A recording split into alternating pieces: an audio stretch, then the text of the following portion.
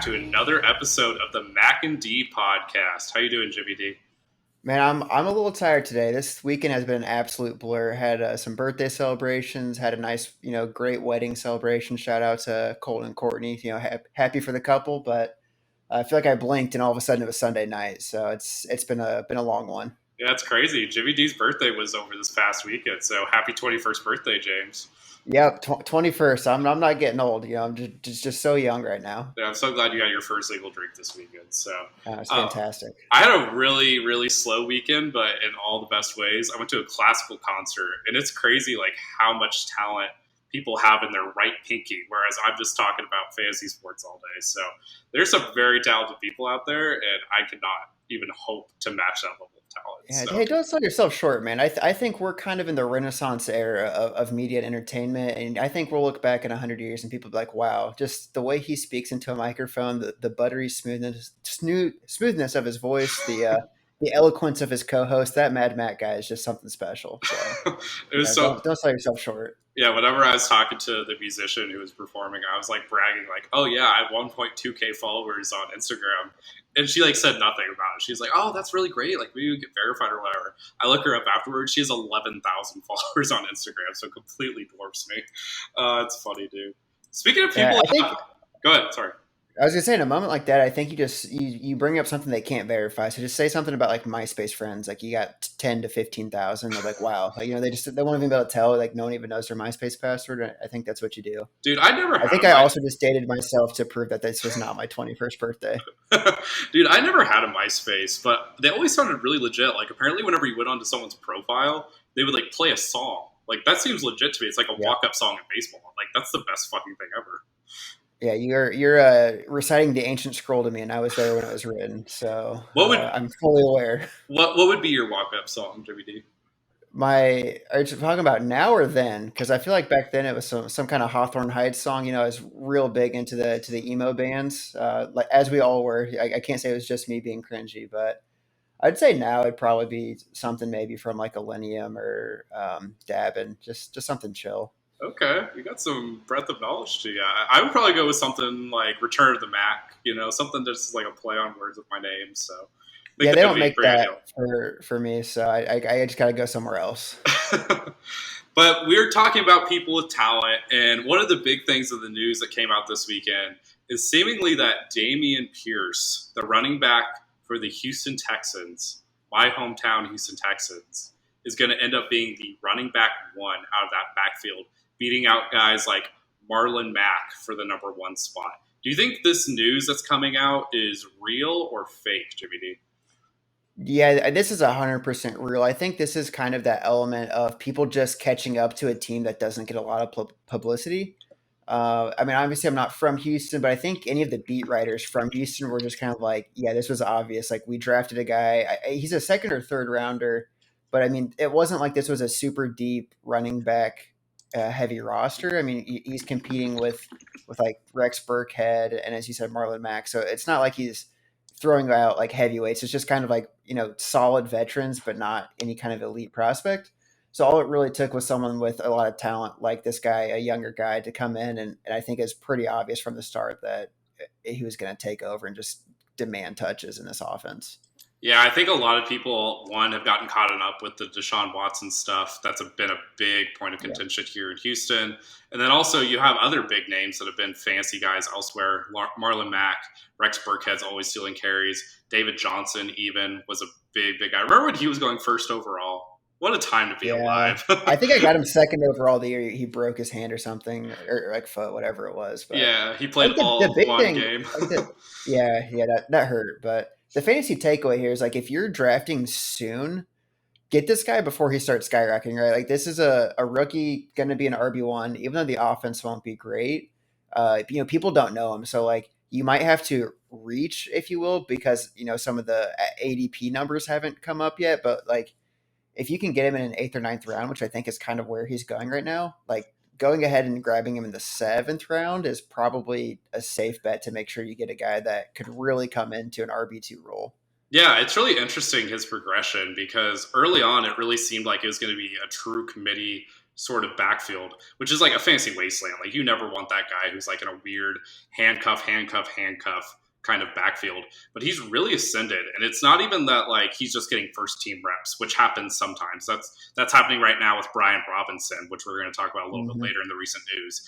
He is literally getting sat out of preseason games because he's so talented, and seemingly they want to save him for the upcoming season, which is pretty unheard of. Usually you want to get as many reps at the NFL level under a guy's belt, but he's so good. The coaching staff, granted, it's Lovie Smith, Illinois legend. So we don't I agree know with who coach that, is, but there's a couple things we know about Lovie Smith, right? He's going to run cover 2. He loves that defense, and he loves handing off the ball. Tampa So, too. like, if you can get someone in his backfield, like, they're going to get a lot of touches. You can't guarantee 20 just in today's running back climate, but I mean, he might be on pace for a 15 touch game kind of thing. And again, if you get that in your 7th round, like, that's more than you could ever ask for, really, at that point. Yeah, we talk a lot about sleepers with like no-name guys. Like this is a guy out of Florida. No one knows who he is. And like if you can get him in, like you mentioned, like the 7th or 8th round before he continues to ascend to a volume that makes him more like a 4th or a 5th round pick in terms of value, like this is totally the kind of guy that you should be picking up early and often in drafts. Like it's crazy how much this has ascended. Yeah, and if you're in a keeper league, right? Like consider the times like the people that got maybe like an Alvin Kamara with their last overall pick, or even as a waiver guy, like you get to keep him and not have to keep giving up that big of a pick to keep keeping him. So these are the kind of guys you want to target later in your draft. Yeah, it's really exciting, and like this seems like such a slam dunk home run kind of situation. So it's cool that like some separation's finally happening, and we're getting a little bit of clarity in Houston. Some other clarity that we're seeing in Houston right now is with the Deshaun Watson suspension. We've been talking about this for weeks, but we finally got the exact suspension: 11 games plus a financial penalty. It seems like he's going to be out for that entire period of time and then come back for the first game back, which is against the Houston Texans. Really weird revenge game, going to be very strange. And then there's also a bye week after that. So my question to you, Jimmy D, is he's going to be only available for like 4 weeks. And this is like towards the complete end of the fantasy season. We've seen how rusty he is. Do you think Deshaun Watson's like even worth drafting at this point? No, he's really in that like almost like the Malik Willis category where like it's just pure speculation and you're hoping at some point they take over. He's more of like a streaming option as far as season long fantasy goes. But I think another point is if you want to follow the 10 hat conspiracies with me here, like it's so obvious that the NFL was just like, all right, are they playing the Texans this year? Yep. Okay. What week is that? Screw it. That's how long suspension is. Cause it makes no sense to just be like, what's a good round number? 11. All right. Count it. Good enough. And let's bring him back that week. Like everything just points to the NFL being like, here's a slap on the wrist and let's get some really good TV ratings the first week he's back. Dude, I swear the NFL's been doing that all over the place. Like we got rivalry week 1 because we have Broncos versus Seahawks. And they had that whole big trade with all the moving parts, Russell Wilson, Drew Lock, Noah Fant. And so the NFL definitely seems like that. So I don't even know if it's a conspiracy theory at this point. It just seems like fact. So I'm on the same page, though, about Deshaun Watson. Like the whole point of fantasy sports is for it to be fun. And having Deshaun Watson on your team will not be fun this year. You have to wait forever. We've talked about in the past how when a player's suspended, you can't put them on your IR like 99.9% of leagues. That's the way it works. So you're just wasting a roster spot at that point. I would say if you really want to be sneaky and you're okay having him on your roster, wait until maybe week 10 or like week 9, like a couple weeks before he's back. But even then, that's only if you're like absolutely desperate and think you could make the playoffs, kind of like the Browns are. So just, it's use your own caution, use some common sense. I'm not going to roster him, I think, out of unfounded moral principles, but just not for me. Someone in your league's going to draft him.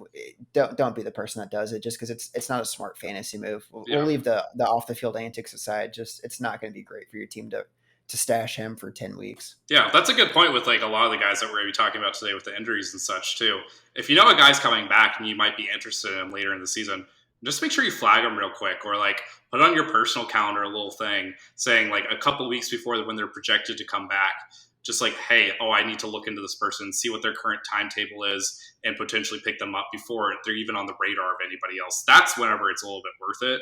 Wasting 10 weeks of a roster bench spot is pretty devastating, but only wasting like a week or two when maybe a lot of people are on bye, you can kind of punt a matchup or whatever. That makes a little bit more sense in my Yeah, mind. So one of those absolutely. guys is Taekwon Thornton. He went Yeah. he went down this week. Your precious young New England Patriots wide receiver. So I heard it was a collarbone injury, from what I've gathered. Yeah, that's so. I didn't see the injury. I'll watch the highlights here in a bit, but from my understanding, it was some kind of like dog pile. Like he just kind of got in the bottom of a pile. A lot of dudes stacked up on him. Pinched their shoulder the wrong way. A little collarbone thing. They're not IRing him because they don't want him out for the whole season. So that's good news that he'll be able to come back at some point during the season. But I think the biggest takeaway is usually a Patriots fan hates the Bills, hates the Jets, doesn't care for the Dolphins, but the Carolina Panthers are public enemy number one, and I hate every player on that team. They are dead to me. I hope Matt Rule gets fired out of a cannon. I want nothing but bad things to happen to that team after this entire past week of just fights and God knows what all is happening in those joint practices. I'm done. Panthers are dead to me. Dude, when did the NFL turn into the WWE? Like, it's really strange how we have this random beef between an NFC team and an AFC team. Like, is this like remnants of that one weird Super Bowl when the Panthers and Patriots played against each other? I don't really know what's happening there. I don't know. I think it's just because Matt Rule can't run a tight ship. He's got just some scallywags out there. I don't even want to waste my breath speaking their names. They need to be cut. Get them out of here. Yeah, it seems like there's like bringing chairs to practice and beating each other with them That's what it because felt like. yeah, there was a guy also with the Panthers that we're going to talk about right here, Matt Corral, the rookie quarterback out of Ole Miss. I actually got to go see him live last season. He looked really, really good. He's going to be out for the season, most likely, it seems like, because he had a Linz-Frank injury. Pretty devastating. Really sucks as a third-round rookie. He actually seemed like he might get some playing time later this season because the options in Carolina are pretty abysmal. You got Baker Mayfield ahead of him. You got Sam Darnold ahead of him. Maybe a little PJ Walker spiced in there at some point. And so this really sucks for him. And he was my number one quarterback coming out of this class, actually. It's a pretty bad quarterback class, relatively speaking, but he was my favorite of them all. Had a good deep ball. I'm talking like he's dead right now. Like he's only out for the season, but it definitely sucks at this point. It'll be interesting to see, right? So it's coming down now to just Baker and Sam. Obviously, Baker's the better quarterback, but if he gets injured, it's pretty obvious the GEQ quarterback here, Mister Darnold, is doing some kind of voodoo or something, right? To just make sure he keeps getting chances. So just keep your eyes peeled on what's going on there, quarterback wise. If Baker goes down, we really have to do some investigation on what Sam Darnold does or any kind of back alley dealings he's been doing. Honestly, he's putting something in the water or something. Yeah, it's going to be really interesting with Baker Mayfield, too, because that's another revenge game week one. They're playing the Browns. So NFL's ratings are going to be stacked that week one. Another guy at quarterback that seems pretty exciting right now, a young guy, has been Skylar Thompson. He's a quarterback out of Kansas State, multi-year starter. He's a Missouri boy. He's out of Independence, Missouri, so Fort Osage. Shout out them.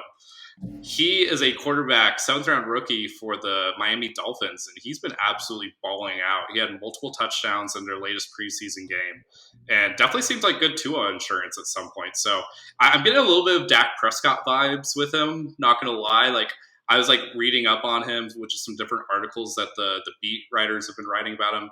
Like he seems like he's performing way better than your normal seventh round rookie flyer is performing. So we'll see what ends up happening. But like I feel like he's a player to monitor, a true dual threat as well. So that's always really cool to see. Yeah, the thing that's tough here is right. It's like usually you don't take preseason results into consideration, but the fans of Miami are watching what's happening, and as soon as Tua starts struggling with the weapons he has, or I guess if Tua were to start struggling with the weapons he has, there's going to be the rumblings like, we passed up on Herbert for this guy. Just screw it, put the seventh rounder in there. I remember that guy playing well, so you have to curb your expectations a little bit. It's preseason. He's playing against dudes that are about to get cut, but it is really exciting if you're a Dolphins fan to see. Okay, look, maybe if Tua doesn't pan out, we got someone that can sling the rock a little bit. So Yeah, it's good. It's good drama. If things start going south for the Dolphins, it at least keeps the team excited to see what kind of cool little QB drama we can get going on. yeah. I know you're rooting for the drama in Miami, so you don't have Oh, your dude, any Patriots get drama in bounced. the AFC East that isn't Patriots related, I'm all for it.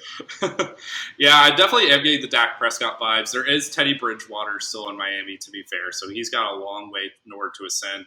Hell, Miami may not even take 3 quarterbacks, so he might end up getting cut before the end of the preseason.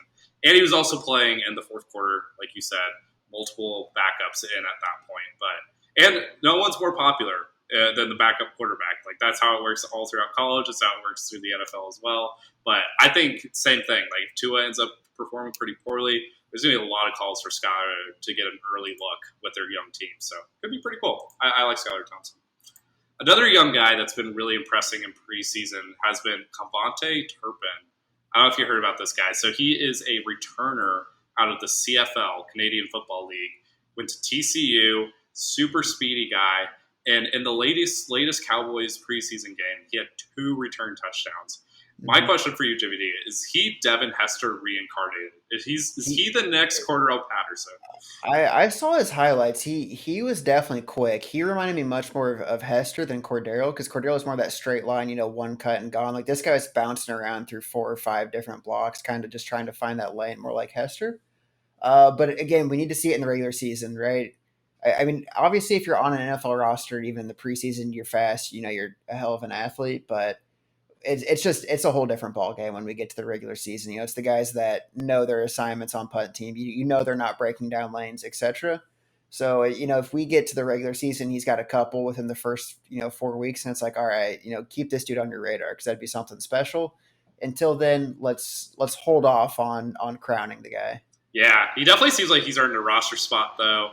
And that's always something really extra just to have a little bit of that edge. You've seen it with the Bill Belichick special teams all throughout the years. So having a guy that's actually capable of returning a ball for a touchdown, like I feel like that's always been something good that Madden does. Is like it's almost impossible to do that, right? Because it's almost impossible to do in real life. Like your Jacoby Joneses, your Tavon Austins, they only come like once in a blue moon. So it'll be cool to see if they can end up getting a nice little edge there with Mike McCarthy's the big offense. thing too, right, is a preseason kick return touchdown. It's exciting for the people there. Obviously, it doesn't mean much of anything, but that just locks in that guy a roster spot, right? Like the coaches love seeing special teams effort in the preseason, so that's huge for him to get to move from the CFL into the NFL. And plays like that are what lock people in. Like Julian Edelman got into a roster because he was able to do some great things on kick return when he was really trying to fight for that spot.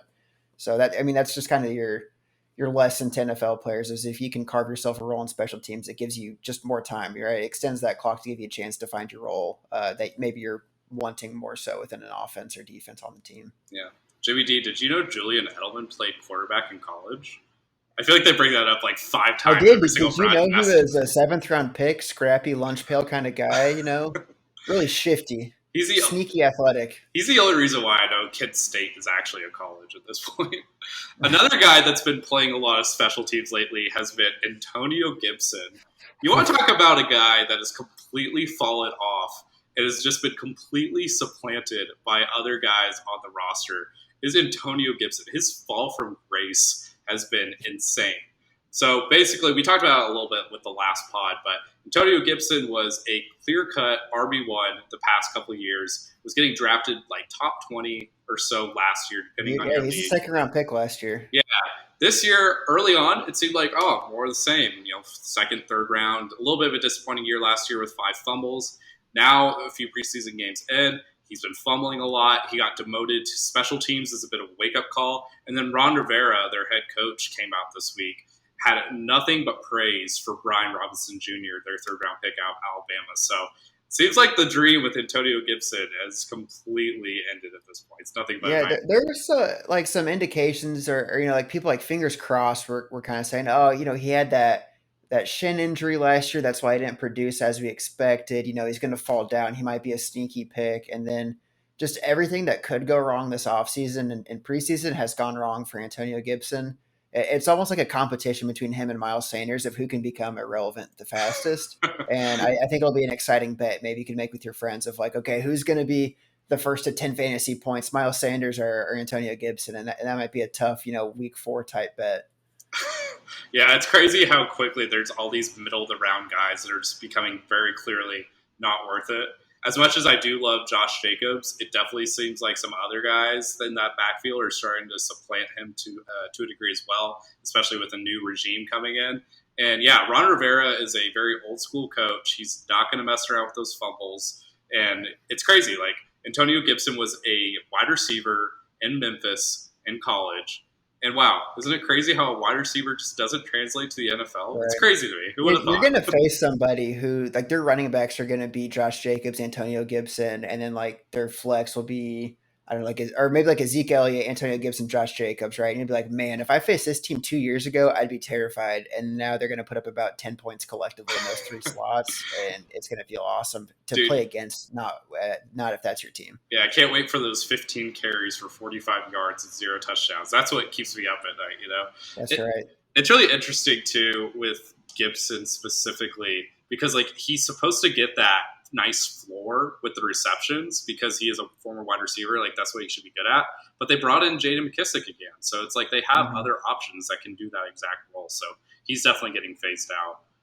On a brighter note, so you're living in St. Louis right now. I'm from Missouri. My favorite baseball team are the Cardinals. Albert Pujols of the now St. Louis Cardinals used to be with the Dodgers and the Angels and Cardinals way back when.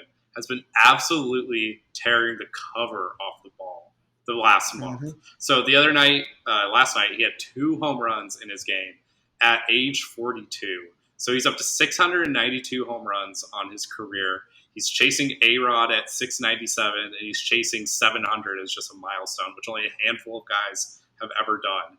We're truly just like witnessing history right now, and it's been really exciting to see. Yeah, I think Albert Pujols is like the only baseball jersey I've ever really owned or worn to a game. So this is, I mean, just so exciting to watch. It's point one. Point number two, I don't think there's a single person that's had so much, cheer from the entire baseball community. Set aside him playing for the Dodgers and the Angels, like he truly is a lifetime Cardinal. I think everyone sees it that way. Like it was just kind of a blip in the radar when he played for the Angels, and then the Dodgers was just whatever. But like there's no one that's going to say anything bad about the dude. Everyone's cheering for him. You go into any kind of forum, Reddit, online, talk board, like everyone's just like, please, for the love of God, be A Rod. Just get ahead of A Rod first, and we can celebrate that. And then let's get to 700 because that'd just be so cool. Like everyone wants it to happen. And I think at this point, the Cardinals just need to find ways to get him more at bats to make this happen. Like it almost seems like everything he's done for the city of St. Louis, the city of St. Louis owes him extra at bats. Like, let's get this dude those home runs. Yeah, it's crazy how much of a godsend the universal DH has been for Albert Pujols because it truly just allowed him to move back to the National League, not have to stick around at Mm-hmm. DH and just the American League. And yeah, you're right. Like he is. There's no ill will against him. It's weird that he's not getting like the true red carpet experience like a Kobe Bryant did, as he's retiring. There's no like Derek Jeter farewell tour or anything like that. But he will definitely be remembered, in my opinion, as the best guy from this era. Like, I don't care about A-Rod. He was A-Royd. He was taking the steroids. David Ortiz has a case, but he was also taking steroids early on in his career. Like, Poulos has, like, relatively played it the right way. And, yeah, he went on his little hiatus, and he got paid, and we're all really happy for him. Like, get your bag, We're all about chasing the bag at some point. But he's come back. He's the prodigal son. And it's so cool that we're literally, like, seeing history get written right now. Yeah, well, and it's exciting too because we were talking about it before the show, the movie Mr. 3000 with Bernie Mac, and it feels like we're seeing a real life rendition of the movie Mr. 3000 because he hits that ball, and if it's not out of the park, it's got to be about to the wall to make sure he can get that single. Like he looks glacial out there, but damn, can he still swing that bat? I mean, he gets gassed after about two swings, but as long as he connects, man, that's all we need to happen. We need to see at least 8 more home runs this season out of I him. know. Yeah, we do break out the wheelchair. He's a true geriatric millennial at this point. Dude needs an ergo break or something. But yeah, are you going to be disappointed if he doesn't reach 700? Like, do you feel like if he only gets like 699, like that's not good enough? You need to come back for another year. It's pretty hard to say not good enough, right? Like everything he's doing is just kind of like icing on the cake of a fantastic career. I can't imagine he would come back. I mean, I'm sure the Cardinals, if he wanted to, would say absolutely, like, dude, you can do whatever you want in this city. But I think this really is kind of that farewell tour for him, Yachty, and Wayno. So, just let it be that, you know, whatever he accomplishes, and I think no one's going to have any hard feelings towards him if he doesn't meet some kind of arbitrary goal like everyone just loves Albert in the city and in the entire baseball community. So let's just hope he hits these home runs. Yeah, it'd be cool if he can keep up the pace. He's going to have to because they only have like 40-ish games left. But that's definitely enough time. Like, you just got to get a Yeah. homer every like 5 days or something like that. That's like totally reasonable with his current Yeah, pace. So, sounds reasonable. I don't think I could hit a baseball 200 feet, but Albert, absolutely, it sounds reasonable. Keep hitting it, 400 every time you touch the field. dude, I love those things on Twitter that pop up every once in a while. They're like, how many yards could you get if you got 10 carries? Or how many home runs could you get if you had the entire like 400 base Right. at-bats that an MLB player gets in a season? It's like, I would get negative 30 yards if I was rushing 10 times, and I would get 0 hits if I had I 400 think batting a more attempts. fair question is like, how many foul tips could you get facing like Kershaw? Like, I don't know. I'd probably after I poop my pants the first 10 at bats, like maybe if I get lucky, and I just drop the bat, he'll accidentally hit it for me like that. I mean, that's like your bet, right? Yeah. My whole value would just be able to crowd the plate and maybe get hit by Hmm. a pitch or something like that. Advance the runners, a real Right. scrappy kind of guy. Someone Wear, you're wear that full elbow pad, kind of lean into it, be like, come on, Kershaw, what the hell? exactly someone that you just like really root for. So just a real lunch pail guy. so yeah, Exactly. so hopefully Albert Pujols does it. We'll be rooting for him either way. The exciting thing too is like it's not like the Cardinals are just giving him at bats. It's like he's actually performing, and the team is performing as well. Like they're definitely wrapping up the Central at this point, which is pretty cool. So go Cardinals. That's the way I see it. We're going to be doing something a little bit different here today. But at first, we're going to take a quick break, and then we're going to get into a breakdown of what we're going to be doing with the main portion of today's podcast. Today's pod is sponsored by the Keurig K Cup. It is quite amazing how inexact and messy the typical coffee making experience is. No true measure of how much grounds to put in. Just put in a splash of water. Just measure with vibes. Keurig recognized those of us who are tired of chasing the Goldilocks level of coffee flavor with the exact amount of grounds and water that can be brewed in only 2 touches of a button. And nothing beats the level of total disregard for the environment that Keurig's has. We went from one coffee filter for an entire pot of coffee to loads and loads of polypropylene plastics for each singular 8-ounce pour of coffee. And nothing is quite as cute as them assuming we'll use the reusable cups. I didn't want to fill a wide coffee filter with grounds, so I totally want to fill a tiny compact pods with grounds, totally not making a mess. It's also great how people reliably throw away the cups every time after they brew, instead of making them the next person's problem. Thanks again to the Keurig K Cup for creating and solving a problem we never had before in true Silicon Valley fashion. Let's get to the second half of the pod to see if we can create a little more value. And we're back. So today we are going to be breaking away a little bit from the fantasy that we've been doing. We've been talking about how it's the dog days of summer. There's only baseball, WNBA, and this preseason football to talk about. So we're going to kind of use this format as a little bit of our NFL preseason projection of how we expect the regular season and the postseason to go. So we're doing a team draft, which is something I've been wanting to do ever since we put together the idea of this podcast. Basically, the idea is we're going to go back and forth picking one team that we think is going to perform extremely well. And we're going to go through all 32 teams. We're going to have 16 teams on each side, 16 for Jimmy D, 16 for myself. And by the end of it, we're going to see who ends up having the better squad. So each team, we're going to be getting points for based off a variety of criteria. So for each win that our teams get, we get 1 point. For each division winner that we pick correctly, we get 2 points. Playoff appearances, we get 4 points. Wildcard win, 6 points. Divisional round win, 8 points. Conference championship win, 10 points. And Super Bowl win, 12 points. And we're going to revisit this at the end of the season to see who ended up picking the better squad. So basically, it's going to be really easy in the beginning because you can just like pick the chalky teams that we expect to make the playoffs. But as we get towards the end, you're just trying to get a couple of wins, right? With like your Detroit Lions and Las Vegas Raiders of the world and such. So I'm really excited for this. We'll see what ends up happening. But we're going Yeah, to this is an awesome segment. Really looking forward to it. I'm with you. That's going to be pretty chalky for probably the first 3 rounds. Yeah. But we're going to go back and forth. We're going to debate. I think there's a little bit of strategy that we can get into that I'll talk about my general strategy once we get started. But we're going to start with a coin flip. We're not going to put it on screen, but Joey D, you're just going to have to trust me that I'm doing this. It's a Oh, little I pulled up a Google. coin flip too. Do you want to do it? Do you want to be the referee? I don't care that much. I trust you. You can go ahead and Okay. do it. On this side is a beard. On this side a mustache. Who? What do you call? I want tails. I want mustache. Okay, you got tails? Hmm. That's good. Matthew Slater would always pick heads, and it works out for us. And it is heads. God damn it. Patriots fans rejoice. God damn it. Okay, so you have the first overall pick. You have your pick of the litter. You have all 32 teams to choose from. Yeah. Who you going with? I think it's no surprise that to anyone that's an avid listener of the podcast. I hate doing it, but I will take the Buffalo Bills as my first team off the board. Wow. Okay. That will let you take the Chiefs because I know that's who you want anyway. Oh, it's actually not who I want. So give us the Ooh. rationale. What's the breakdown for the Bills? Yeah, so they're bringing back everyone. They've got all the momentum in the world. They've got an MVP candidate in Josh Allen, which as well as I do, it's a quarterback driven league. So we're basically both just picking the best quarterbacks, probably first 10 picks before anything else, and just kind of letting the chips fall as they do. Um, they still got a hellacious combo at safety. They've got Poyer and Hyde, maybe I Yeah. think that sounds right. Okay, Like like Hyde. Yeah. yeah, their defense is great, which is awful to see. Their offense is awesome, which is awful to see. Again, just as a Patriots fan, so I think my biggest rationale is like, what do I not want to happen? And that's like the Bills to win any games. So that means the Bills are at least going to win about 14 games this year.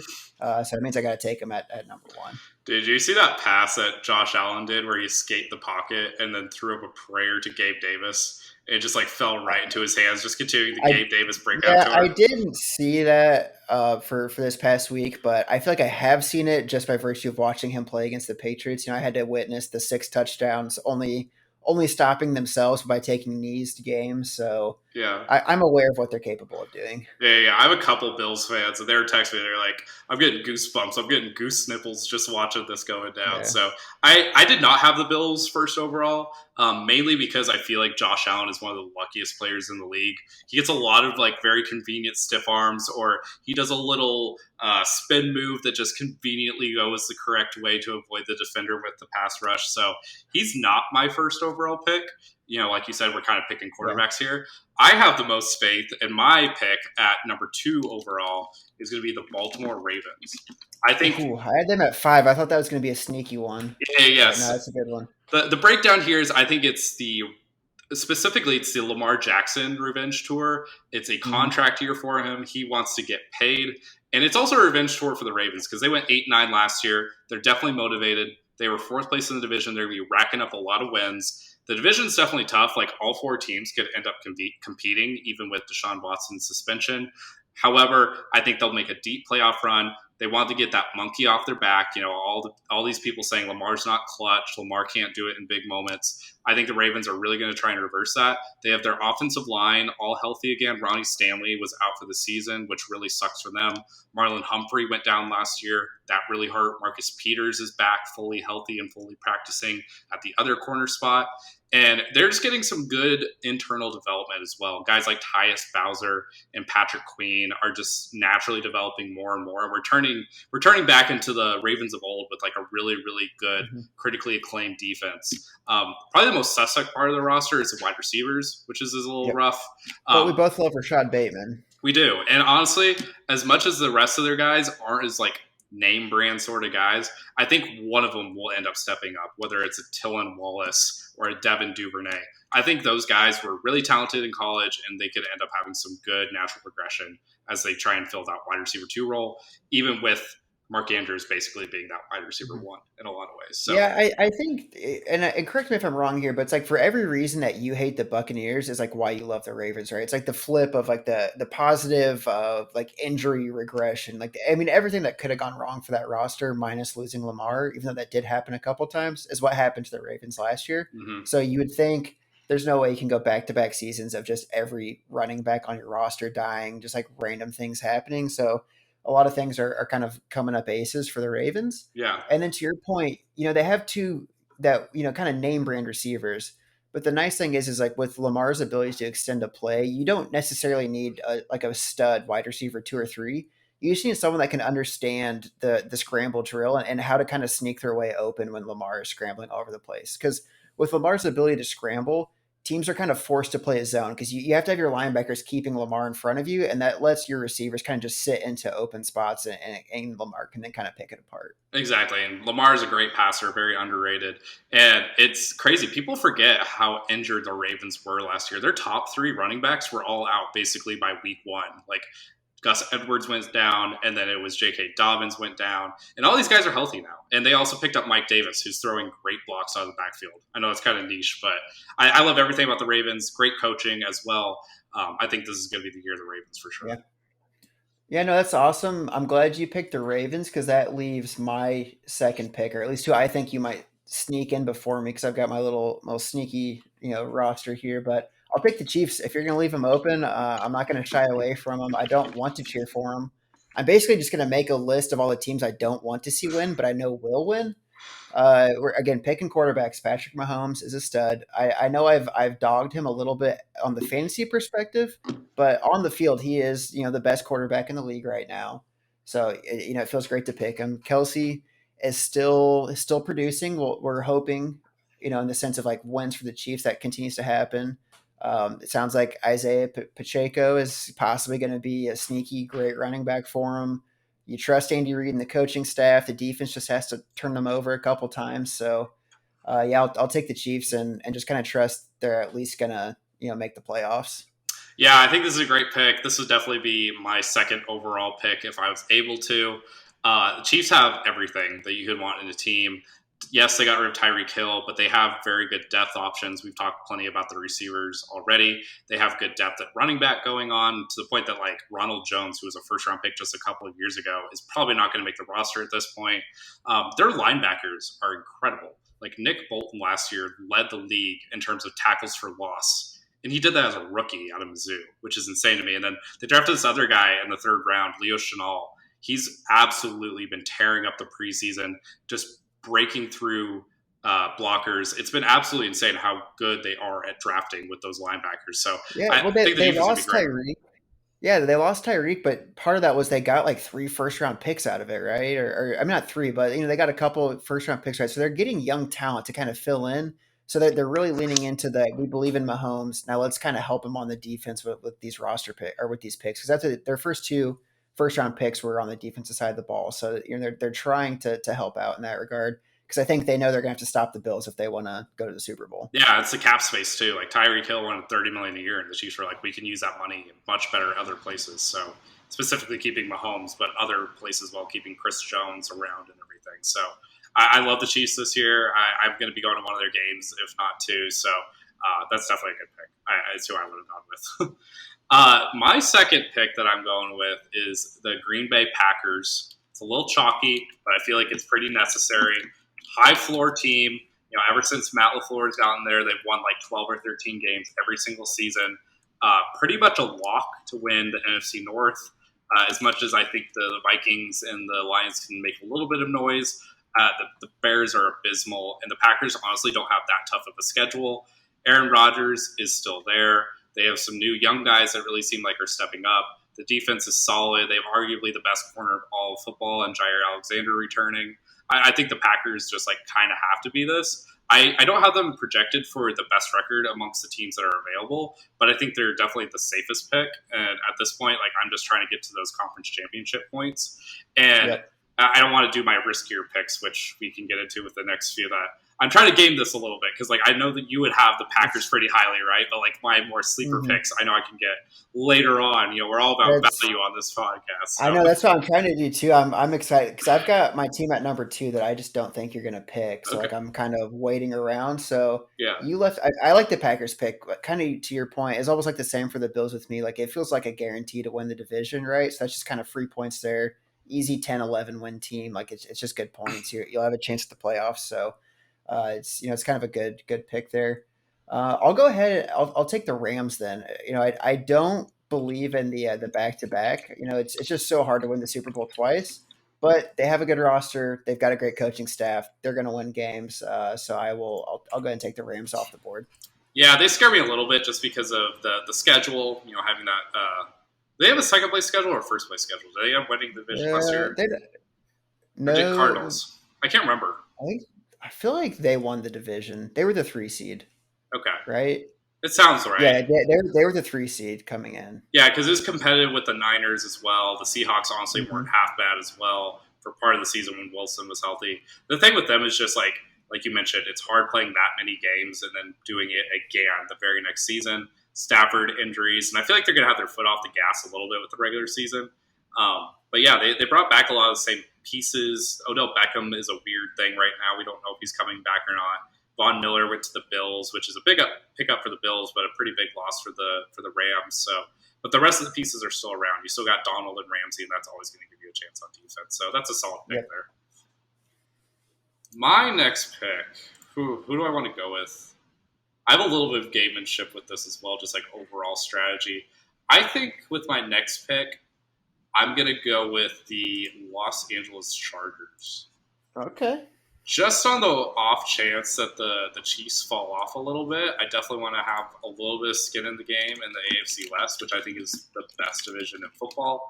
Hmm. You have one of the best quarterbacks in football, Justin Herbert, and I think he's a sneaky good value this upcoming year in terms of MVP odds. I like him a lot for MVP odds, and then the Ravens are like plus 2,000 to win the Super Bowl. Like, I think that's a super good bet too Yeah. if you're trying to bet as well. The Chargers have brought back a lot of the same guys. They've been locking up dudes, Derwin James, guys like Mike Williams, and then also have Khalil Mack that they just brought in via trade. I think they have all the good parts. You brought up J.C. Jackson last week. I think they have all the parts of a team that can really contend for a championship this year.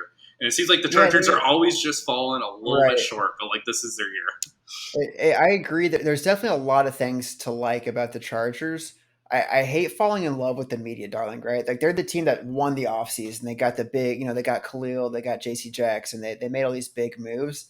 I hate falling into that trap of like, well, they made big moves. That means they're clearly going to be the best team. However, things do look really good for them. I think that's a pretty solid pick. I'm not surprised you snagged them. I think I just had them a little bit lower on my board.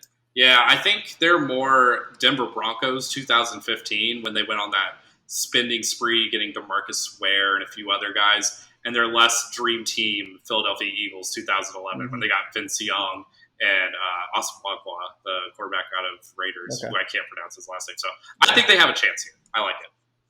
Yeah, so I'll go ahead and I'll take my number two on the board team that I knew you were not going to pick because you hate them, but I will go ahead and grab. Can you guess who I'm about to say?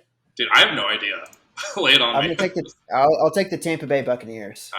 Makes sense. I know a lot of weird things are happening with them right now. They're kind of aging out, but I'm going to trust Tom. I'm going to trust kind of that revamped coaching staff. I think they're a lock to win their division, so that's just kind of free points right there. And if you're going to win your division and you have Tom Brady on your roster, that gives you a chance at the Super Bowl. So I'll go ahead and take that chance. Bro, have you seen the super weird Reddit thread that came out this weekend? You were busy, so you probably did see it. It was pretty niche. Was this the one that was about them saying, okay, clearly that mother effer that they're sticking with was Derek Carr, or the one where they're like filming the Masked Singer and that's why he's away from training camp? The first one's funny because, yeah, it's like, why would you pick Derek Carr over Tom Brady ever? But Gruden's going to do what Gruden wants. Yeah, I was talking about the Masked Singer one. That there's that really detailed Reddit thread that came out that said the reason why Tampa Bay hasn't had Tom Brady yet, he hasn't been physically in Tampa Bay yet, is he's filming the Masked Singer, which would be like the most like Tom Brady thing ever to do. Is just like, you know what, screw it. I'm going to go on Fox. I'm going to sing. I'm going to do what I want to do, and I'll show up when I feel like it. I'm 45 years old. It doesn't matter anymore. I don't know if I believe that one. I'm sticking with they planned a family vacation when he was retired, and Giselle said, "Hey, buddy, you're not skipping family vacation." So he's like, "Yeah, you're right. I'm not going to be the moron that gets divorced from a supermodel here. Like, I will go on vacation. I'm Tom Brady. I can figure out the offense." Yeah, and like his kids are getting older, so I totally get it as well. Okay, so it's my pick. This is my team that I think is going to have the second best record as well in the NFL. I'm a little more worried about Arizona their. Cardinals. No, not quite. Oh, okay. I revamped. I told you I was revamping my standings a little bit. The Okay. Cardinals were my pick to end up getting the best record, but I'm now on the Dallas Cowboys train Ooh, 100%, okay. and they're going to be my fourth pick here. So the rationale: you got Dak Prescott, who I think is one of the best quarterbacks in the NFL. I think he's perennially underrated. Gets a little bit injury prone, but that's okay. They have two really good backs out of the backfield with Pollard and Zeke. They have potentially generational defender and Micah Parsons, who they got in the middle of the first round last year, defensive rookie of the year, and looked absolutely insane coming off the edge. And they had Trayvon Diggs, who's a pretty good number one corner. Like, yes, he gives up a lot of yards. He's pretty controversial.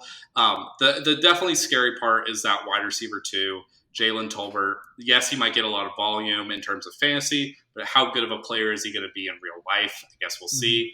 This is 100% a bet on CeeDee Lamb just going absolutely scorched earth and just going complete Randy Moss this year. So I like the Cowboys to win 12 to 13. I think that's a really good pick. I thought maybe I was going to be able to snag him here in a second, but you just sniped him from me. You bring up a lot of good points.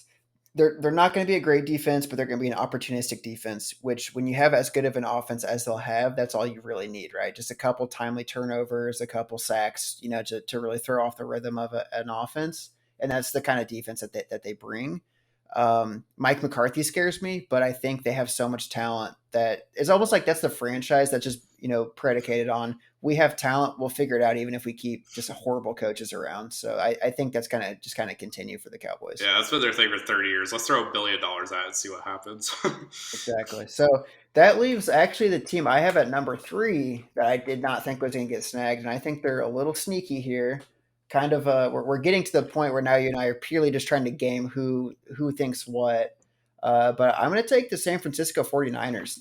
They've got a great defense. I know you love you some Trey Lance. You got Kyle Shanahan as your coordinator, which means you're gonna put up points. I just think it's like everything's looking up for them, right? They barely fell short last year. They came together. I think we all kind of agree they're going to get a big upgrade, at least at athleticism at quarterback. That's going to make them just way harder to defend and take a little more or take some of that pressure off the defense that can do some really great things. So it's almost like the Cowboys if you like flip the offense and defense, right? Like that San Francisco defense is just loaded with superstars, and then the offense is kind of like they can do some things, but we're not sure. Like it's almost like Debo's kind of the digs of the offense, if that makes sense. So I think there's just a lot of things they can do. I think they've got a pretty good shot, and it's just a division that I want to be a part of. I know I hate taking a bunch of teams from the same division, but I feel confident between the Rams or the Niners, someone's going to win that division, and the other team's going to go to the playoffs. Yeah, that's fair. They could easily have 3 playoff teams this year. Yeah, you know me. I am extremely horny for Trey Lance this year, so I think they have a great shot. I think you're kind of picking up a little bit on what I'm trying to do. I feel like the AFC is extremely loaded this year, and it's going to be an absolute dogfight trying to get to the Super Bowl. I think there's a little bit more of a concentration of power at the very top in the NFC. There's only like 3 or 4 teams that could realistically end up winning the Super Bowl and making the playoffs, or going far in the playoffs, excuse me. So that's kind of my strategy going, starting off pretty early on here. So for my next pick, I think I'm going to stick around in the NFC and go ahead and pick my Arizona Cardinals. There we go. That's the team I thought you were going to take forever ago. Yeah. So I've been hyping them up all offseason, even with the weird stuff with Cliff, Kingsbury, and Kyler Murray. I'm just betting on the talent 100% here. So I have J.J. Watt sticking around on the defense. He's still kicking. I really just think it's going to be internal improvement and just a little bit of better luck as well. I think they really fell off towards the end of last year, partially just because of Kyler Murray's COD play, but also partially just with like random bad luck games where the ball just like wasn't bouncing 100% the right way. So I think a little bit of better turnover luck, some internal improvement from guys like Rondale Moore, and they could really be a high-flying offense, and they'll get a nice added boost halfway through the season when DeAndre Hopkins comes back. So they're my pick at number 5. Yeah, no, it makes sense. It's a good pick. I'm glad that leaves me the team that, again, I knew you weren't going to take them, but I think they're a pretty solid team still. Is that's the Cincinnati Bengals. All right, they have the Super Bowl hangover looming over them, but I'm going to take the talented quarterback in Joe Burrow. I think he's a top 3 QB this year. He's got nothing but weapons to get the ball to, right? So like that offense is going to put up points. I think they proved last year their defense can turn it on when it matters. They might be kind of hot or cold, but I still think it's a good team to get some exposure to the AFC North. So I'll take the Bengals. Wow, top 3 quarterback. Yeah, I totally agree on weapons. I'm a little suspect on the defense. They were really banking on guys like Hendrickson really popping off, and then he just kind of randomly did. I think it's going to be kind of hard just like We talk about like that mean, the average, the baseline for a lot of guys, and I feel like a lot of those kind of guys are going to fall off a little bit. Like their Yeah, corners both randomly went off last year. Like, do we really see that right. happening again? I don't know. We're at the point now where it's kind of like, do you take the lottery ticket pick or something safe? And it's like there's not really anything safe anymore. So now it's just purely like, finger in the air, what feels right type picks. So True. I think we're both kind of at that spot in this draft. We already took our kind of like locks for winning the division. Yeah, I think the next team that I'm going to take is easily the most talented team left on the board still. And I'm going to go with the New Orleans Saints. I think Okay. they're my pick to win the division in the NFC South. I don't really have much NFC South exposure at this point. Mhm. I think they're a very good bet. They're extremely talented, really great at linebacker, really good offensive line. They got that weird guy, Trevor Penning, who keeps starting fights in practice. But regardless of him, I think the offensive line is really solid. And so, yeah, I think Jameis Winston's coming back. They have all the weapons in the world as well for him that are also sticking around in New Orleans. So I'm just betting on the beginning of their season last year before Jameis Winston got hurt and all the wheels fell off. And I'm just betting on that continuing throughout the entire year. So Yeah. I think the Saints are super talented and can totally win this division.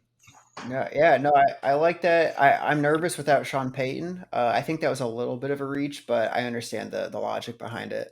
However, you're talking about talent. I'm going to stick to taking best quarterbacks available. So I think logically looking at who's left, that means taking the Denver Broncos and just trusting Russ, seeing if he can cook out there. Mr. Unlimited. You ever see that video? So I think I have not. I don't know. Russell is a little bit cringy to me, so I don't even know if I want to. But Dude, like I you, said, I know the dude can ball. So this is purely like they have a solid defense. You've said that you believe in Bradley Chubb, right? So like I'm just gonna trust that the quarterback play improvement is gonna make them just infinitely better roster. I like their running backs. I'll stick with them. dude, if you look up the Mr. Unlimited thing after this, I don't recommend you do, to be clear.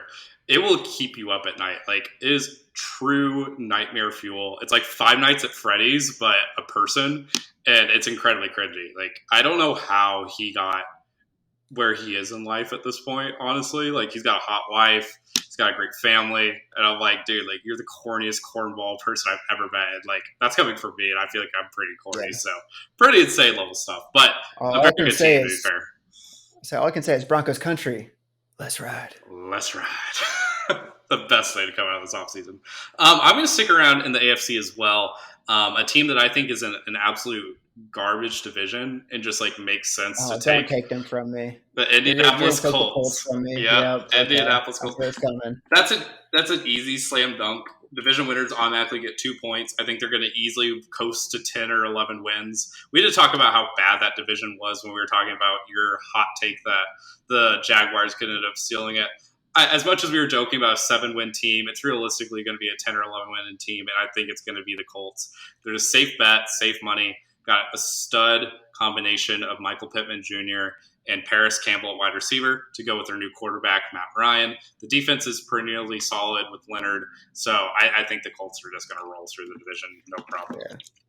Yeah, scared money don't make money, so I'm just gonna move right along. Like I would have grabbed them too, but I think the team I don't like this team, but they have the opportunity to do really well, and I don't have a ton of NFC exposure. So give me the Philadelphia Eagles. Damn Let's see it! if Jalen Hurts can run his way to some playoff dubs. Dude, I was totally thinking that you were going to take them really late in the draft. I have them at 12 wins this coming Honestly, year. I have three teams still available above them, but I'm like, at this point, like, I gotta grab them, right? I've been picking all these AFC teams because I just watch a lot more AFC football. I hate the NFC East, but I mean, you took the Cowboys from me, so it's like, let's see if the Eagles can't do something. Yeah, and like it's just like a bunch of clown shows going on in New York Giants and the Washington Commanders. So it's like, why not take the two Yeah, competent franchises? So yeah, that's pretty much what it comes down to. yeah, and like they have a lot of talent going on in Philadelphia as well. The preseasons looks pretty good for them as well. So it's a logical pick. I have them at 12-5 this year. So I was hoping you wouldn't take them until a bit later, but you sniped me. Talking about risky picks and divisions that are interesting, I'm going to go with the Miami Dolphins here. Okay. I also have them at 12 wins, mainly because if you look at like previous years, you fully expect it to be really chalky, right? Like the preseason favorites end up making the playoffs. That almost never happens. You always have a surprise handful, 2 to 4 teams that go from really, really dog to being really, really quality and making those like Mhm. 6, 7 seeds. And I could totally see the Dolphins doing that this year. I actually have them winning the division as of right now. That might end up changing depending on how the Buffalo Bills continue to pan out. Their running backs are looking pretty good. But the Dolphins are uber talented. The wide receiver core is so good. Like it's so good that it's phasing out quality guys like Mike Gesicki. They didn't even want to bring back Will Fuller, and there's some embarrassment of riches going on. So I think the Dolphins are going to be really good. I have a lot of faith in Tua, which you kind of have to in order to make this pick. And yeah, so they're my eighth pick, and they're kind of like my wild card spot right here. Yeah. No, I like the pick. I had them a little bit lower than you did, so I'm not surprised you're able to snipe them from me. But I already have to like say go Bills. I mean, not really, but like I can't be cheering for all these AFC teams, so it's like you can just kind of start taking AFC East teams. I'll let you take the Jets too if you want them, but Absolutely not. Yeah, and honestly, at um, this point too, like we're outside the playoffs technically, right? We're at 16 yeah, teams, so like yep. we're just taking middle of the road teams, just hoping to pick up some wins, not even trying to get a division winner at this point. Yeah, so that's why I've got two teams left that I think are have sneaky potential. One of them I don't feel like you'll take, but I like them more than the other. So I think just by talent, I have to make that pick, even though it means I'm taking the entire AFC West. It's just such a great division, but I will take the Las Vegas Raiders as Wow. my last team there, or my team there. I love me some eyeliner boy. I believe in him. I know other people don't, but Derek Carr's he's a guy. I have full faith in his ability to sling that rock. Love me some Hunter Renfro. He's a coach's kid kind of player. Devontae Adams, absolute stud. Darren Waller, I'm trusting he can stay healthy. Hopefully that's the case. They don't have Gruden around anymore, so that bodes well for them. So I'll take the Raiders. Yeah, I could see the Raiders starting off like 0-4, and then just being like, you know what, we're just tanking this season. We're going to get Will Anderson at the top of the draft out of Alabama, who's going to be an absolute stud from day one, and just kind of phone the season in and tank in it a little bit. So that's interesting that you picked them this highly, just because like they're such a strong division. They are talented. It's just like they're, in my opinion, they're outclassed at this point with It's the it's rest of the almost like one division. of those elements where it's like if I can just get as much exposure to the AFC West, one of those teams is going to be awesome. So why not just take my shot? Yeah, no, that's fair. I think another team that I kind of feel similarly, just in case things kind of go wrong. I talked about how good they were earlier and how safe of a pick. I'm gonna go with the Minnesota Vikings.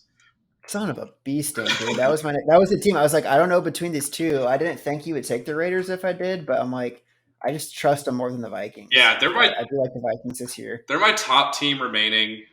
Just in case the offense ends up actually going off, they're getting a lot of preseason hype. We've talked about them a lot on the pod. I think it's true. I think their defense is going to really be hurting, and I think Mike Zimmer, their previous coach, as much flack as he was getting as a coach, I think he really was kind of that band aid on a defense that was really hitting a lot of attrition. They definitely have some talented guys still there. It's just like kind of the depth is really really weak. They lost Anthony Barr to the Cowboys this past week.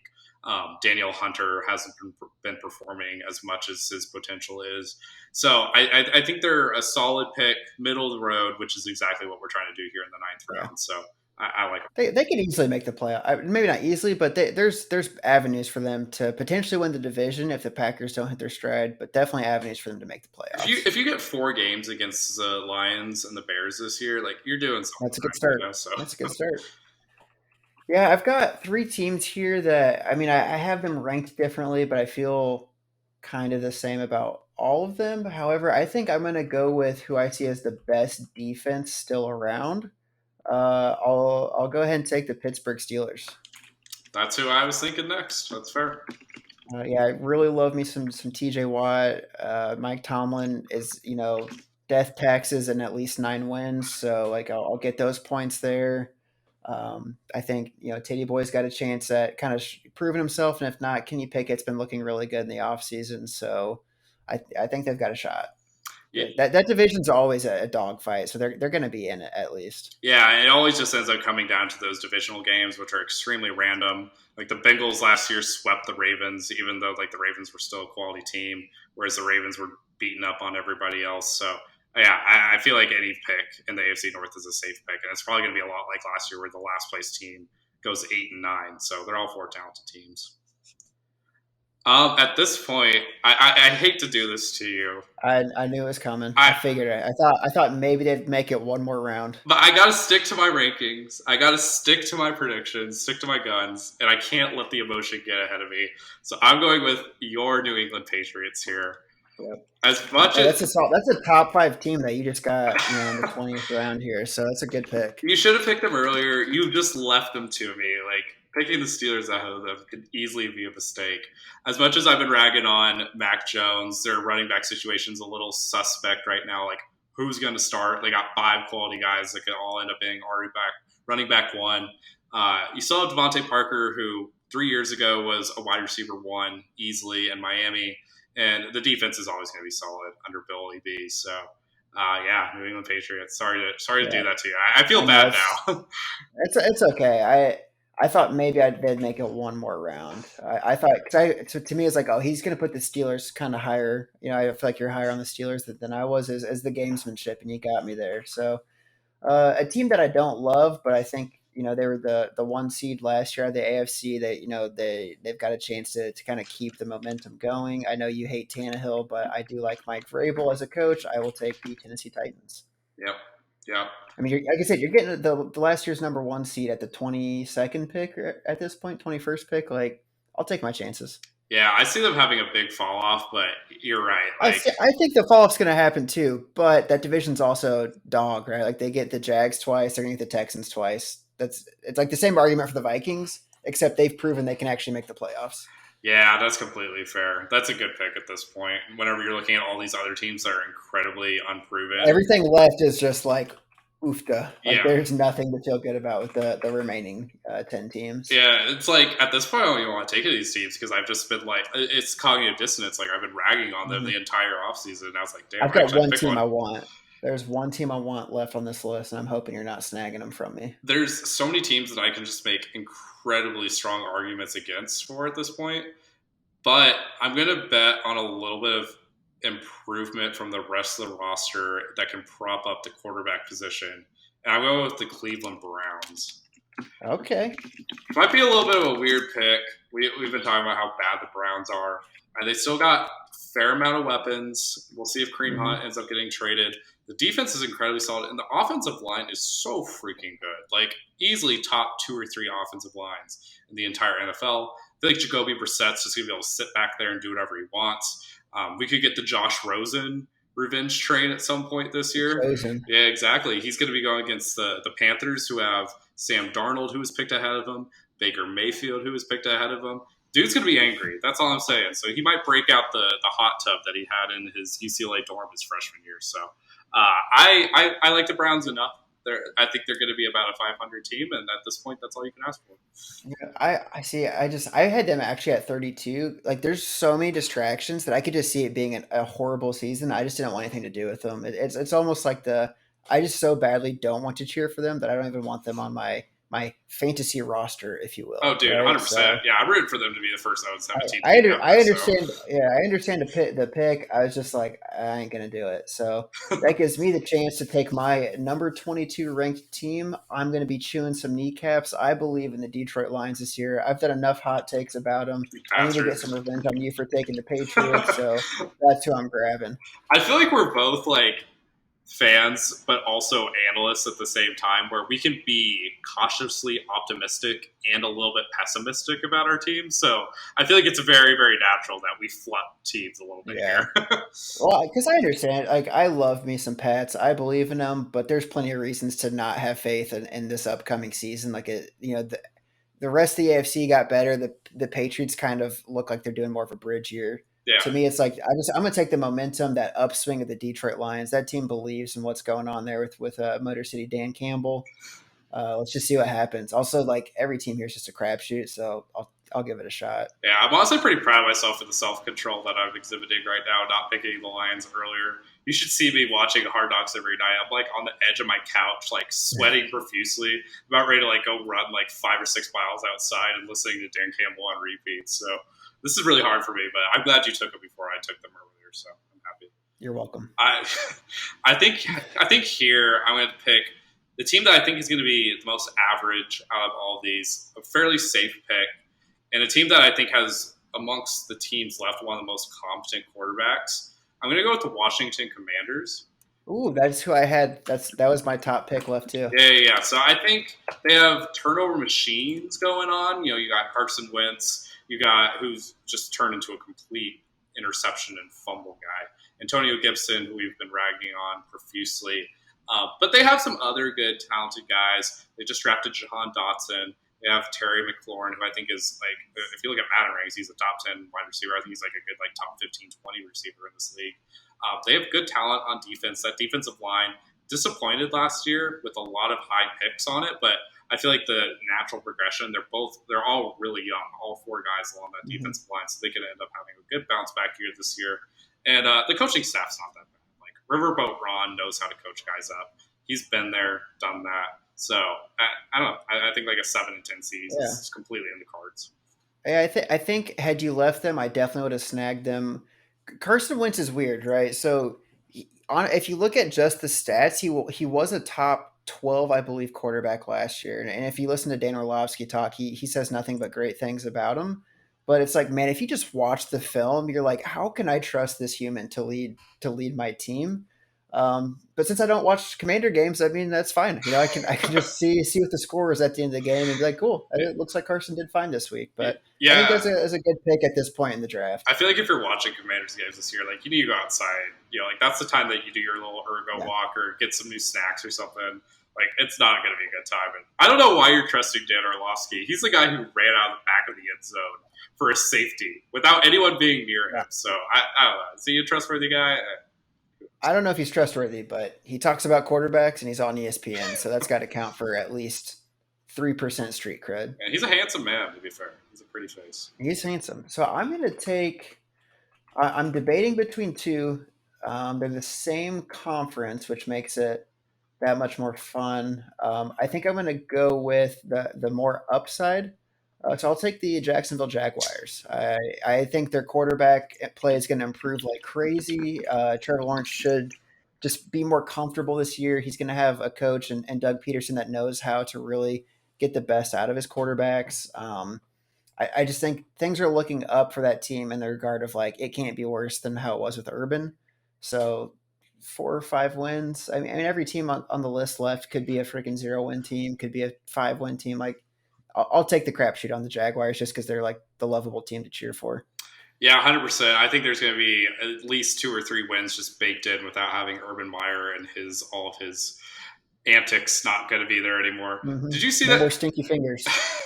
Did you see that he got hired back on at Fox for this upcoming year for college football games? Yeah, I saw that, but it's like, I mean, it's like, oh, his pedigree's great. Forget all of the off the field antics and the fact that he's a total jackass. Like, he knows college football. Let's listen to him talk. My man cheated on his wife in a bar that is his own bar with a picture of his wife and kids on the wall right across from where he's at.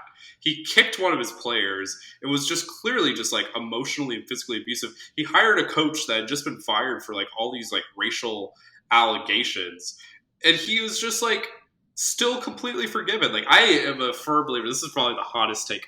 Cancel culture isn't real. And Urban Meyer is poster child number 1. So yeah, I mean, to your point of the family picture, right? Like even the most depraved teenagers, like flip over the family picture before they do gross things in the house when no one's around. Like Urban, even in the bar, is just like, "That's my family. Come over here, hon." Like it's just nasty. He shouldn't be on the TV.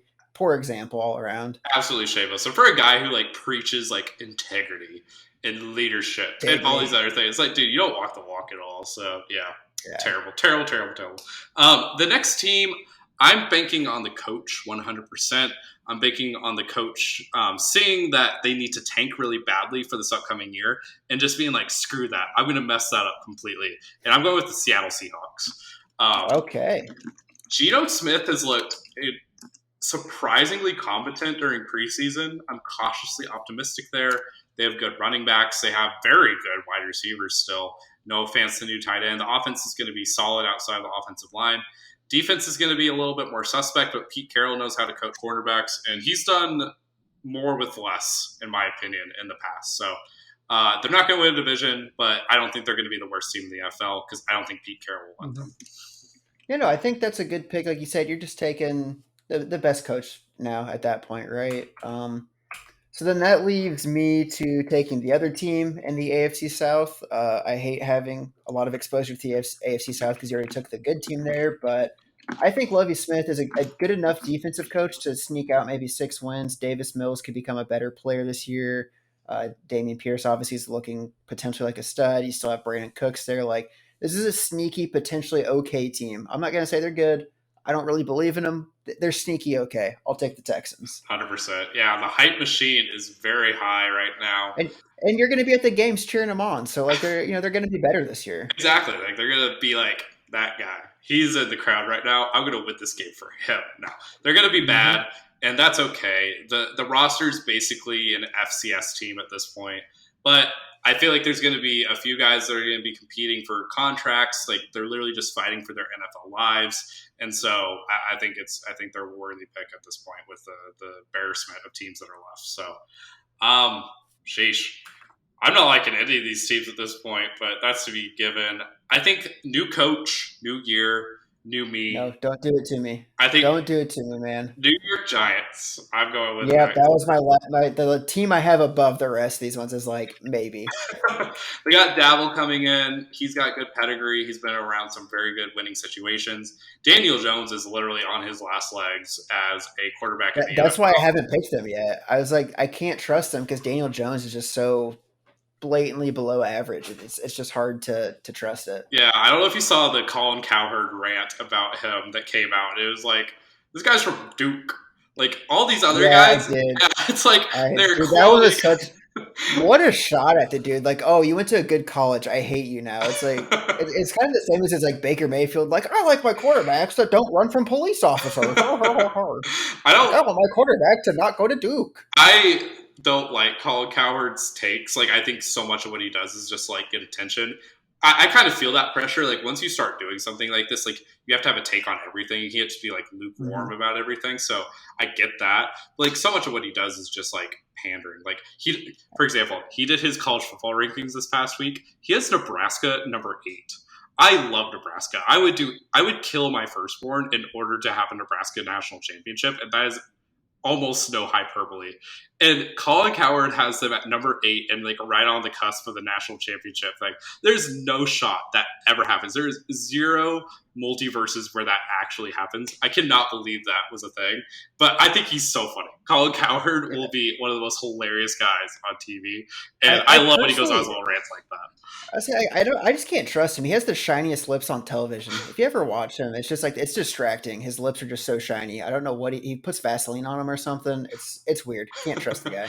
Yeah, he also has really good guests on, which I think I also really appreciate. Like he Yeah. brings legitimately smart people on to talk with, and so I like the Yeah. herd. Okay, Yeah, so your turn. I, yeah, I'm gonna take the team that I see as having the best offensive talent left of these 4 teams. So I've been on the Drake London hype wagon this entire offseason. I'm a firm believer in Kyle Pitts. He's like on all of my Madden teams and all of my fantasy teams. So I'm gonna take the Falcons. I think Mariota is serviceable. He's good enough to get the playmakers the ball. I think Tyler Algier could have a sneaky good season. So I'm just it's compared to the other 3 teams, they could get more wins. Like the Falcons get to beat up the Panthers, so like that's a positive, right? Like we'll see what happens. Yeah, I don't think people truly appreciate how bad football in the South is going to be this year. Like, thank God they have the SEC because, like, we might have some Yeah, depressed people in the South. AFC South and NFC South is just going to be not great, the haves and the not great. have-nots. Yeah. So remaining, we have the Panthers, we have the Bears. Who's the other team that we don't have? I've The lost track. Jets, Jets, Oh my Jets, Jets, God, Jets. they're so irrelevant. I didn't even think about them. So, whew, these are some stinky teams. I will go Panthers. I've always had a Mhm. soft spot for the Panthers. We've definitely agreed that the Matt Rule era has been a bust so far. Multiple competent quarterbacks that are just like incredibly below average, but like enough to like keep you afloat as an NFL franchise. I love DJ Moore, like Yeah, biggest man crush on DJ Moore ever. that's almost like the reason to pick them over any of the other teams at this point. Is like they have, they got C-Mac and DJ Moore, so it's like there's some offense to be had. Exactly. Like I think Brian Burns, like if you want to talk about defensive player of the year candidates, like he should be right up there too. Like he's got a great name, Brian Burns. Like look at birds burning around the edge, like so freaking cool. And yeah, they did a lot of things last year, like trading for CJ Henderson that I thought were like pretty sneaky as like a good quality thing that like good franchises actually do. It's just like the coaching and the quarterback play is going to be pretty abysmal. So Panthers could end up being a decent value. I don't know. We'll see.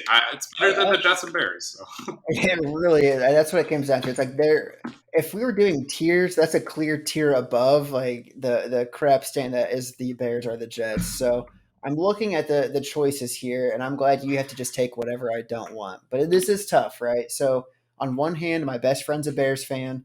My family's Bears fans. I watch a lot of Bears games. They're terrible. I don't believe in them. Okay. Let's look at the Jets. All right. Zach Wilson's, banging moms, dropping bombs. That team's still absolute dog. They're so bad. I also hate the Jets with an absolute passion. So I think for that reason alone, I'm going to believe in Hallis Hall. I'm going to believe in Memorial Stadium, or sorry, Soldier Field. Getting all my stadiums of Illinois mixed up right now. Justin Fields takes a step up. Maybe they get a cheap one over the Lions. Maybe they always seem to play okay against the Vikings. Maybe I don't really know. Like they're bad. Let's see what happens. Let's go Bears. Go bear down. Bear down. That's completely fair. All the drama that's been going on, it's just like not even fun to watch Bears games at this point. Roquan Smith, it seems like he's going to stick around, but the rest of the roster is just so underwhelming. I'll make the argument. I think Darnell Mooney and Cole Kmet, potentially we could see some steps up this year out of those two, especially if you get improved quarterback play from Justin Fields. Like maybe this is finally the time a Bears quarterback throws over 4,000 yards, just because it's not asking for that much in the modern NFL. So like if Justin Fields does that, he becomes Bears QB1 for his entire life. Let's just see what happens. They've got a new staff, so it can't be as bad as last year, right? This just totally feels like the kid in your family that just like isn't good at school, and like there's nothing you can do about it at this point, right? Like they're a solid C or D student, and like you can bribe them all you want, you can punish them all you want, but like no matter what you do, like it's just not going to be the level of talent you need to be competent, and you just like you feel bad for them after a while. It's like you're going to parent teacher conference and you look at the teacher, you're like, what should I be doing different? And they just throw their hands up. So it's going to be a multi-year fix in Chicago, in my opinion. Yeah, it's kind of wild too, right? Like there's such a historied franchise, and it's like since 2005 when they made the Super Bowl, but didn't win. They lost to the Colts. It's like since then, I don't know if a single positive thing has happened for that team, and it's just been a suck fest like every year, and like the things that happen to them get progressively worse, and you're like, oh, it can't be any worse than the double don't. It can't be worse than this. It's like, and every time it's just like, does the universe hate us? Like, what happened to make the universe hate the Bears? Like, why did the Packers get followed by Rodgers? What did the Bears do? Yeah. The only good time I can remember out of all these years since the Devin Hester era was like Alshon Jeffrey being paired with Brandon Marshall and having Josh McCown being the quarterback. He came in for an injured Cutler or whatever. Like they threw Cutler right back in for no reason. Yeah, that was like a fun 6 games. That was the only good time that I actually remember enjoying the Bears. So that was when like Peppers was there and stuff. So your coin flip win definitely won you a lot. Having the New York Jets here at the last 30-second spot doesn't feel great. Jets don't have much going on. We've talked about them a lot. Nothing exciting really happening. The wide receivers are pretty solid, but the quarterback play could be really bad. Saleh came out this week and said that Joe Flacco's been red hot during the straight camp. So he's a dragon. Yeah, he is a dragon. QB1. That's all I'm saying. He's not that old. He's only like 35 years old. So it's going to be a long season in New York. Some things are going to have to happen and break their way in order for them to be a competent franchise this year. I feel bad for Robert Saleh. Like I feel like he just has had issue after issue that has really been out of his hands. I hope he gets another chance somewhere else if he ends up getting fired after this year. But yeah, not good Jets. Yeah, no. So I think that, we look at this list, anyone listening to this podcast, I think the biggest takeaway should be that this was not our power rankings necessarily, as much as just like teams that you and I are kind of like believe in, or at least are willing to cheer for this season, as well as just the gamesmanship of like, me knowing that you're not going to take the Bucks because you don't like them, right? You knowing that I'm a little bit lower on the Ravens, just like different things, or like the Packers, sorry, because you took them kind of earlier. You're like, I don't think Jimmy D is going to grab them. Like, there's just elements of that went into this that I think made it just a ton of fun. And you know, you took the Patriots from me, which hurt, but I was able to get some revenge by grabbing the Lions. So, you know, everything is balanced as it should be. You know? Thanos is right. Yeah, this is right. this is a lot of fun. It's gonna be really fun to track throughout the entire season. We'll put together a little nice graphic so everybody can keep up with it. But yeah, send us an email at Mac and Dutton. That's MacNDutton at gmail.com. Tell us who you thought ended up being a little bit better with this. It's definitely a bit of a zero-sum game going on because we're going back and forth. There's only two of us as well. But it's going to be interesting to see who ends up getting that Super Bowl win and getting those 12 bonus points as well. So I like my team a lot. We'll see what ends up happening, though. I'm really high on my guys. I like my teams, too. I would argue, too, you know, reach out to us on Twitter as well. We would love to get that engagement rolling, Instagram. The nice thing is, like, we have this scoreboard, so it's going to be easy for a social media team to have graphics going because it can just so easily be the who's doing better week by week kind of thing. It's going to be a lot of fun. I hope everyone follows along as the season progresses. Yeah, peek behind the curtain. We're the social media team. We do not. We are the social media team. We are the engagement. We are a team of two, as always. So that's going to wrap up this week's podcast. We're going to be back with you all later this week to do a really special guest podcast with our friend James Konski. We're going to be doing a mock draft where we're all going to take a position in a draft and just draft from it live, just raw dogging it. We're just free balling it, just like seeing whatever picks make sense, talking through our rationale, and it's going to be a lot of fun. So this podcast ran a little long, but thanks for sticking with us, and we'll see you all next time.